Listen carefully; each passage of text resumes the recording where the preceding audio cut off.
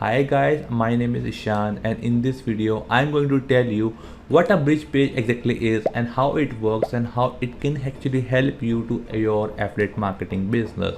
Okay, so now let's start with the concept of bridge page. If we go by definition of bridge page, a bridge page is a web page that comes after a capture page, but it should be before the sales page. And for you to better understand it's a concept, I want to explain it to you with a simple example. Imagine if you're going to a party and you want to invite your friend to that party, but your friend doesn't know anyone there, and how would you convince them to join you?